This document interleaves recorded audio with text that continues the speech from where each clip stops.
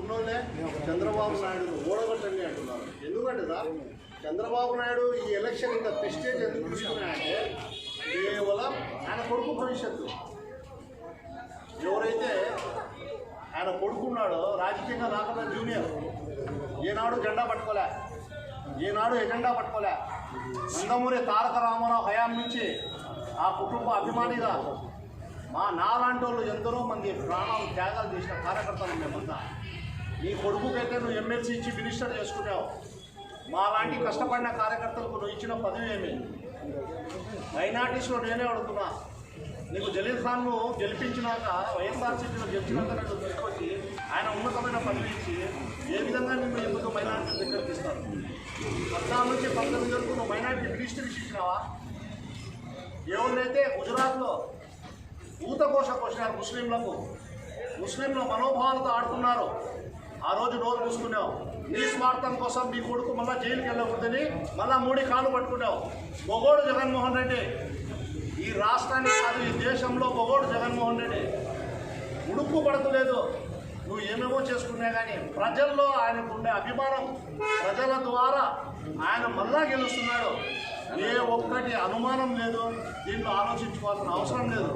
నేను ఎవరైతే తెలుగుదేశం పార్టీలో ఉండే ప్రతి మైనారిటీకి నేను విన్నవించుకుంటున్నా ఈరోజు మీ ద్వారా, ఇదే ఆర్టీవీ ద్వారా. హరిప్రకాష్ సార్ 14, 19 ముస్లిం మైనారిటీలను తెలుగుదేశం పార్టీ ఏం చేసింది? ఎంతసేపునే మా పరిస్థితులు దుల్హను, రంజాన్ తోఫా, మసీదుకు సున్నం ఇవే. ఈరోజు మైనార్టీలు ఇక్కడ మీరు ఒకసారి రాండి, నేను చూపిస్తాను. సంక్షేమ పథకాల్లో పెన్షన్ అయితేనేమి, వాళ్ళకు అందవలసిన ప్రతి ఒక్కటి, వాళ్ళ బిడ్డల చదువు, మైనార్టీల చదువు చాలా ఇంపార్టెంట్. అటువంటి వారికి ఆదుకుంటున్నారు. కాబట్టి దయవుంచి రవిప్రకాష్ సార్ మీరంటే గౌరవం చాలా ఉంది. మీ టీవీలో మీరు తీసుకున్న సర్వే దాని మీద నేను ఓపెన్గా మిమ్మల్ని రిక్వెస్ట్ చేసుకుంటున్నా, ఒకసారి రీసర్వే జరిపించండి. లేకపోతే ఇది కూడా వేరే 2 ఛానల్స్ ఎట్లయితే పచ్చ ఛానల్స్ కిందకి వచ్చేసినాయో మీకు కూడా గుడ్విల్ పోతారు సార్. మీ ఛానల్కు చాలా గుడ్విల్ ఉంది, దాన్ని కాపాడవలసిందిగా నేను చెప్పండి. అసలు ఏంటి survey study report RTV study report రాయలసీమలో 2 స్థానాలు 22 స్థానాలు గెలవబోతుంది. అదేవిధంగా రాష్ట్రంలో కూడా అధికారం లేదు, టీడీపీ రాబోతుందని స్టడీ రిపోర్ట్. అది ఆయన వ్యక్తిగత అభిప్రాయం. ఆయన అభిప్రాయాన్ని మేము గౌరవించవచ్చు. ప్రజాస్వామ్య దేశంలో ఎవరైనా మాట్లాడచ్చు. జర్నలిస్ట్గా ఆయన మీద చాలా గౌరవం, చాలా నమ్మకం, జర్నలిజం యొక్క విలువలు పెంచినటువంటి వ్యక్తి ఆయన. ఈరోజు ఆర్టీవీ పెట్టుకున్నాడు, దానిలో మేము ఎక్కడ కూడా మేము ఆయన కించపరిచేది ఏం లేదు. ఆయన వ్యక్తిగత అభిప్రాయం. ఇంకా కూడా మేము మాట్లాడాలంటే మేము ఏదో రాష్ట్ర స్థాయిలో కూడా మాట్లాడాల్సిన అవసరం లేదు. మేము కడప గురించి మాట్లాడదాం. మైదుగూరు, ప్రొద్దుటూరు, కడప 3 స్థానాలు ఇచ్చినాడు. కడపలో ఎవరైనా అడుగుదాం, కడప కూడా దాంట్లో దీన్ని మైదుగూరు, ప్రొద్దుటూరు, రాజంపేటలో అవి 3 ఇవ్వడం జరిగింది. మరి ఎక్కడ కూడా ఇవి గెలిచేదానికి ఆస్కారం ఉందంటారా? కడపలో ఇంత పెద్ద ఎత్తున తెలంగాణకు సంబంధించినటువంటిది కావచ్చు, దురదరాశికి సంబంధించిన మైదుగూరులో కావచ్చు, చంద్రబాబు నాయుడు ఏ రోజు కూడా పట్టించుకున్నటువంటి పరిస్థితి లేదు. మరి జగన్మోహన్ రెడ్డి కరోనా ఉన్నటువంటి కష్టకాలంలో కూడా ప్రాజెక్టులకు, ఎందుకంటే మైదుగూరు ప్రాంతంలో, ప్రొద్దుటూరు ప్రాంతంలో రైతులు ఎక్కువగా ఉంటారు, వ్యవసాయం మీద ఆధారపడతారు. ఒక రాజశేఖర రెడ్డి, ఒక ఎన్టీ రామారావు తప్ప ఈ దేశంలో ఈ ఆంధ్రప్రదేశ్కు ఎప్పుడు కూడా ఎవరు పట్టించుకునే పాపాన పోలేదు. అటువంటిది ఈరోజు జగన్మోహన్ రెడ్డి గారు వచ్చిన తర్వాత దానికి కావాల్సినటువంటి అనుమతులు కానీ, దానికి కావాల్సినటువంటి మొత్తం కూడా డబ్బులు వెచ్చించి ప్రాజెక్టులు నిర్మించినటువంటి పరిస్థితి. మరి అటువంటి పరిస్థితుల్లో ఎలా మనము ఈ యొక్క స్టడీ దాన్ని ఎలా మనం నమ్ముతామనేది మీరు కూడా ఆలోచన చేయమని చెప్తా ఉన్నాం. అంతేకాకుండా జగన్మోహన్ రెడ్డి గారి సంక్షేమం అనేది మేము అనేక ఎలక్షన్లు చేయడం జరిగింది. ఒక రెడ్డిగా నేను చెప్పబోతా, ఒక ఊర్లో ఎవరన్నా నన్ను వచ్చి ఒక పేదవాడు అడిగితే ఒక 5,000, 10,000 లేదా ఒక 20,000, 30,000 సాయం చేసే పరిస్థితి నా పరిస్థితి. అంతే. వాళ్ళ పిల్లలకు ఫీజు కావాలంటే ఒక 10,000 కట్టగలుగుతారు. వాళ్ళ ఫీజు ఉందని కట్టే పరిస్థితి కాదు. ఎవరిదైనా పెళ్లి ఉందంటే ఒక 10,000, ఒక 5,000 ఇవ్వగలుగుతాం.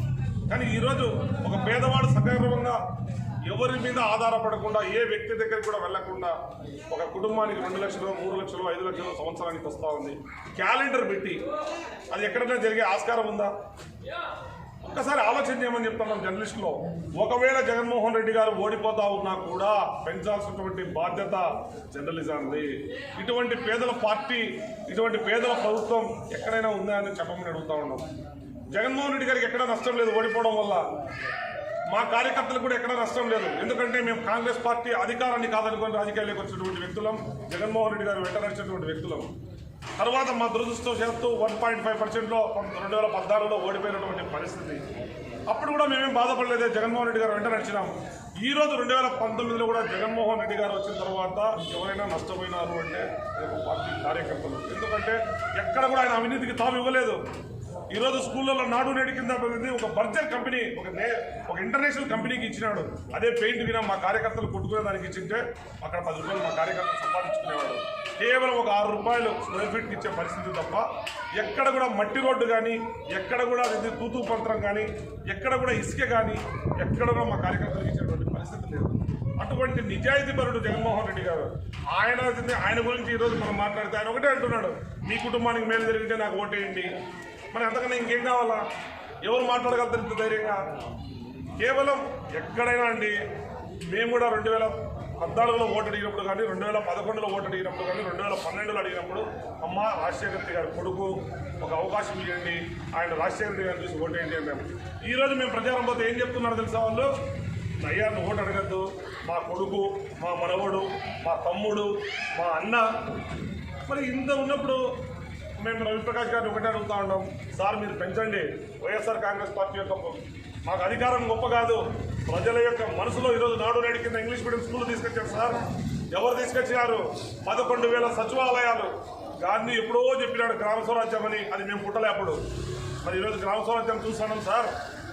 ప్రతి పేదవాడికి ఆరోగ్యం అన్నాం. ప్రతి 2000 గ్రామంలో ఒక విలేజ్